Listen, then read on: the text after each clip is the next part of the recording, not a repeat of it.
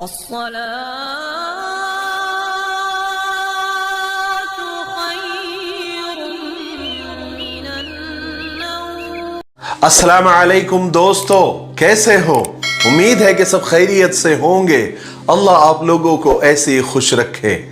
चलिए आज की सच्ची कहानी की तरफ बढ़ते हैं। आज की कहानी बड़ी जबरदस्त है, सबक आमोज है। अगर आज की कहानी अगर हम सब ने थोड़ा दिल लगाकर गौर से अगर सुन लिया तो हमें जिंदगी का एक बहुत बड़ा सबक, एक बहुत बड़ा लेसन मिल जाएगा। ये कहानी हमें एक बहन ने भेजी है। वो कहती है कि मेरी शादी एक अनपढ़, एक जाहिल आदमी से हो गई, जबकि मैं पढ़ी लिखी हूं, एजुकेटेड हूं। मेरा नाम शहजादी है, ये नाम बदला हुआ है। कहती है मेरा नाम शहजादी है। मेरा एक ख्वाब था कि मेरी जिससे शादी हो वो एक पढ़ा लिखा हो, वेल एजुकेटेड हो, अच्छा कमाने वाला हो। लेकिन पता नहीं किस्मत मुझे कहां लेकर आ गई। कुछ मजबूरियों की वजह से उमर नाम के लड़के से मेरी शादी कर दी गई। उमर से तो मुझे घिन आती थी, बदबू आती थी। पता नहीं क्या काम करता था, शायद उसका काम ही अच्छा नहीं था। और मैं हमेशा अल्लाह के सामने रो रो कर दुआएं करती थी कि या अल्लाह, या तो उमर को मार दे या किसी तरीके से मेरा उससे पीछा छुड़ा दे। मैं उसे हमेशा कभी जाहिल कहती थी, अनपढ़ कहती थी, उसे हर बात पर बेइज्जत करती थी, तनकीद करती थी, गुस्सा करती थी।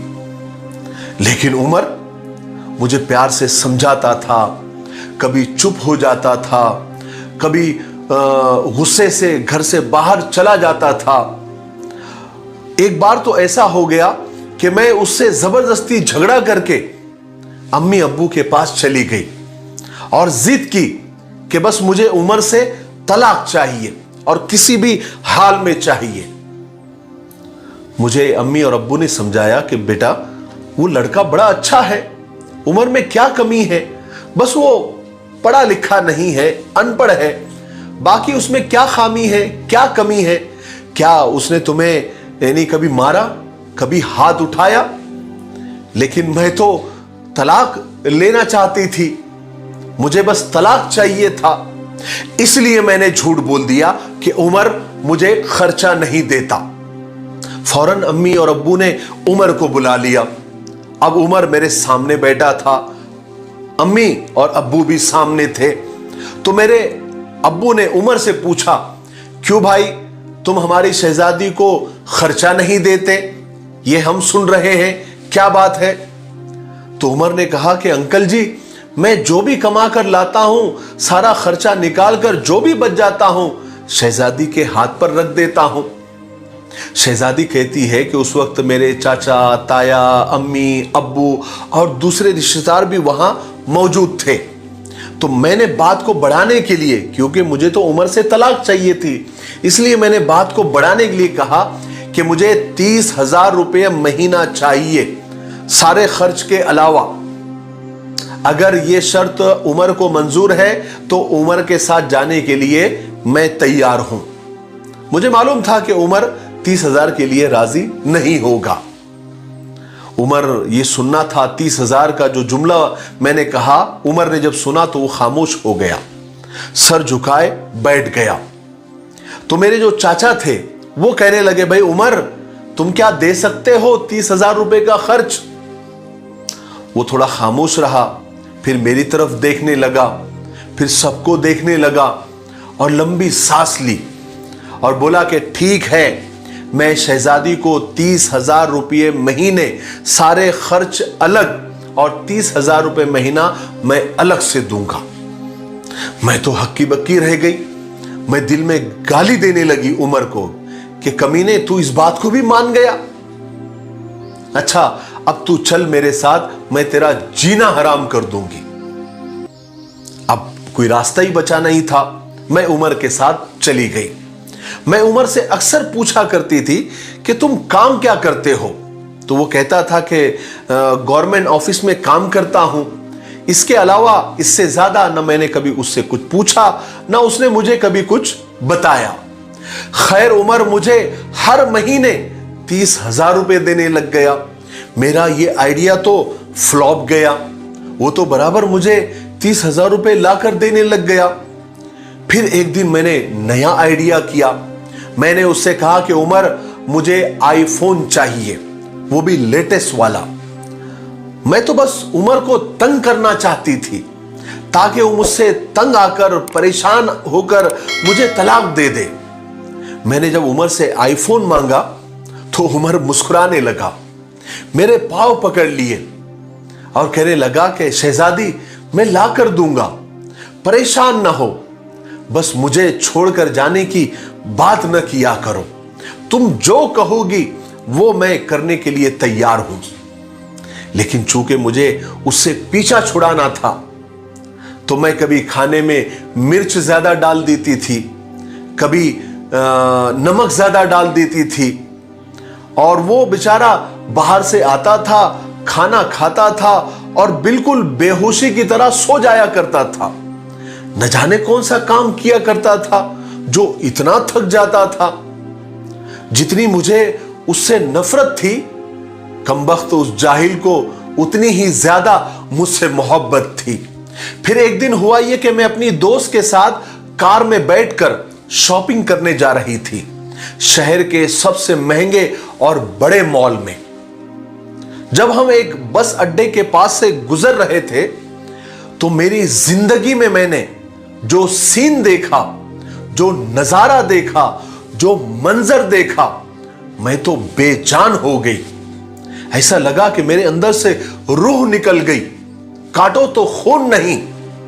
वो उमर जिससे मैं बहुत नफरत करती थी, जिसको मैं जाहिल और अनपढ़ कहती थी, जिसको मैंने कभी प्यार से खाना तक नहीं दिया, जिसका मैंने कभी हाल तक नहीं पूछा, जिसे मैं इंसान ही नहीं समझती थी, जिसे मैंने अब तक कबूल ही नहीं किया था, न करना चाहती थी, वही उमर सर पर बोझ उठाए और किसी का सामान उठाए बस के ऊपर डाल रहा था। और वो ये काम बार बार कर रहा था। मैं खड़ी होकर बहुत देर तक वो नजारा देखती रही। वो लोगों के हाथों से बैग लेता, सामान लेता और उठाकर बस पर रखता था, फिर थोड़े से पैसे लेकर जेब में डालता था। मैं 1 घंटा खामोशी से छुपकर उसे देखती रही और वो 1 घंटे में 1 मिनट के लिए भी रुका नहीं। सामान डालता था, लोग उसे पैसे देते थे। उतने में एक शख्स ने बड़ी बेइज्जती के साथ उसे कहा कि ए जल्दी से उठा ये सामान और जल्दी से डाल, हमारी गाड़ी जाने वाली है। मैंने देखा कि उमर के पैर कांप रहे थे, शायद उसे भूख लगी हुई थी। उसके हाथ में रोटी का रोल था, वो खा भी रहा था और सामान भी उठा रहा था। मैं कुर्बान जाऊं, मेरा उमर मेरे लिए किस दर्द से गुजर रहा था, किन हालात से गुजर रहा था, कैसा दुख वो सह रहा था। मैं आंखों में आंसू लिए वो सब मंजर देखती रही। फिर थोड़ी देर में उसका काम खत्म हुआ। वो एक दुकान के सामने जमीन पर बैठ गया। हाय कैसी बेबसी थी, कैसी थकन थी उसके चेहरे पर। मैं सोचने लगी कि उमर सारा दिन ये काम करता है, यहां पर दर्द सहता है और रात को आकर मेरी बातें सुनता है। ये क्या हादसा था या अल्लाह की मर्जी थी? मेरा दिल बदल गया, मेरी दिल की दुनिया बदल गई। अल्लाह ने मेरी दिल की दुनिया ही पलट दी। मैं बिना किसी को बताए, बिना कुछ खरीदे घर को वापस लौट गई और जाकर मैं बहुत रोई। उमर को पुलाव बहुत पसंद था। मैंने पुलाव बनाया। उमर घर आया। मैं कभी उसे खाना नहीं देती थी, वो खुद गर्म करके खाता था। वो घर आया, मुझे सलाम किया, किचन में गया और किचन में जाकर बोलने लगा, शहजादी आज तुमने तो बड़ा कमाल कर दिया। 1 साल के बाद मैंने उमर के लिए पुलाव बनाया था और परोसा भी था। उमर मेरे सामने बैठकर वो पुलाव खा रहा था और मैं उमर की तरफ देखे जा रही थी और दिल में ये सोच रही थी कि मेरा उमर मेरे लिए कितना दर्द सहता है और मुझे बताता तक नहीं, और मैं उसे कितनी तकलीफें देती हूं, लेकिन उसकी जबान पर कभी शिकवा भी नहीं। आज मुझे उमर पर बहुत प्यार आ रहा था। दिल चाह रहा था कि उसके सीने से लिपट जाऊं और माफिया मांगू, लेकिन समझ में नहीं आ रहा था कि मैं शुरुआत कैसे करूं। उमर ने खाना खाया और खाना खाने के बाद जेब में हाथ डाले और पैसे निकाले और कहने लगे कि शहजादी, ये लो तुम्हारे 30,000 रुपए। मैं चीख चीख कर रोने लगी। मैंने उमर के पांव पकड़ लिए, उसको चूम लिए उमर, और कहने लगी कि उमर मुझे कुछ नहीं चाहिए, मुझे पैसे नहीं चाहिए। उमर ये सब देखकर हैरान था। वो सोच रहा था कि मुझे क्या हो गया। उमर ने मेरा हाथ थामा, कहने लगा, शहजादी, अगर ये पैसे कम है तो टेंशन न लो, मैं और ला कर दूंगा, बस मुझे छोड़कर जाने की बात मत किया करो। शहजादी, तुम बहुत भोली हो, बहुत प्यारी हो, तुमसे बिछड़ने के बाद मैं कहां जाऊंगा। मैं तुमसे बहुत प्यार करता हूं, मैं खुद को तुमसे दूर नहीं कर सकता। मैं जल्दी से उमर के सीने से लग गई। आज मुझे ना कोई आईफोन चाहिए था, ना मुझे 30,000 रुपये चाहिए थे, ना मुझे कोई बड़ा घर चाहिए था, ना मुझे कोई गाड़ी चाहिए थी। अब मेरी पूरी दुनिया उमर बन चुका था। आगे वो बहन कहती है कि हम औरतें कैसे मुंह फाड़ कर कह देती है अपने शौहरों को कि जब खिला नहीं सकते तो शादी क्यों की, जब मेरी डिमांड, मेरी ख्वाहिशों को पूरा नहीं कर सकते तो मुझसे शादी क्यों की। झगड़े और ताने देना शुरू कर देती है। कभी अपने शौहर का वो चेहरा भी देखना जो मैंने अपने उमर का देखा था। खुदा की कसम, हम उस माहौल में एक सांस भी नहीं ले सकेंगे जिस माहौल में हमारे मर्द काम करते हैं।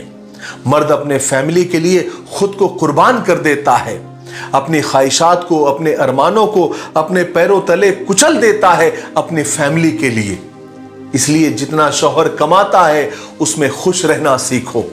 रुपयों और पैसों से कुछ भी नहीं होता।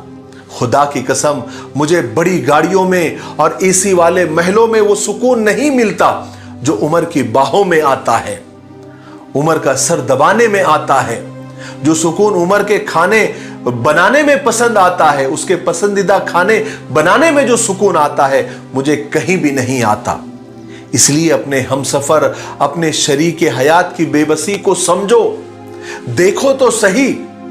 जब आप उनकी हालात को समझेंगे तो कभी झगड़ा नहीं करेंगे।